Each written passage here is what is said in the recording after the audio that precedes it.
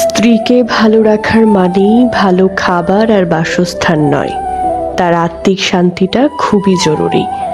সবাই বিলাসিতায় সুখী হয় না, সবাই বিলাসিতায় খুশি হয় না। একজন স্বামী মানে যার হাত ধরে তার স্ত্রী সব ছেড়ে আজীবন কাটিয়ে দেবে, ফলে তার সর্বগুণ থাকা প্রয়োজন। অথচ সমাজ স্ত্রীর পেছনে লেগে থাকে তাকে জাজ করতে। আপনি জানেন না আপনার স্ত্রীর ত্যাগের গল্প, আপনি জানেন না আপনার চোখে সে সর্বসুখী। এরকম হলে সমস্যা আপনার, এরকম হলে সমস্যা আপনার চোখের সাথে অন্তরেরও। আপনি আসলে তাকে উপলব্ধি করতে পারেন না। একটা স্বামী শুধু জীবন সঙ্গী নয়, বরং বাবা মায়ের স্নেহেরও অংশীদার, স্ত্রীর উত্তম বন্ধু। অথচ আপনার মধ্যে ইগো কাজ করে।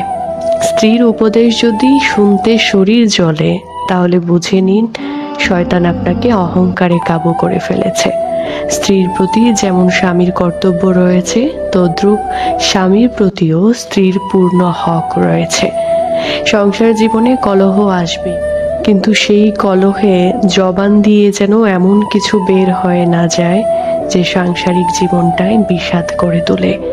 জীবন কেটে যাবে, কিন্তু জবানের কষ্টের ঘা কখনোই শুকাবে না, কোনো মলমেই শুকাবে না। স্ত্রী অনুভূতিগুলো তার হয়ে ভাবলে বুঝতেন তাকে বিশ্বাস করাটা কতটা জরুরি।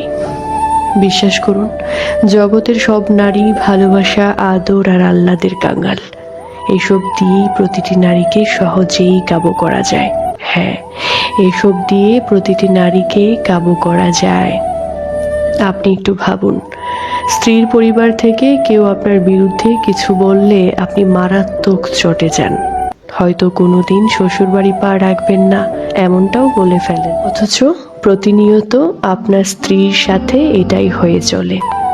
যেখানে আপনি পারেন না ফ্যামিলি ছাড়া কাউকে আপন করতে, সেখানে তার উপর চাপিয়ে কখনোই দেবেন না। মেয়ে বলে আপনি তাকে মানুষ ভাববেন না, এটা হতে পারে না।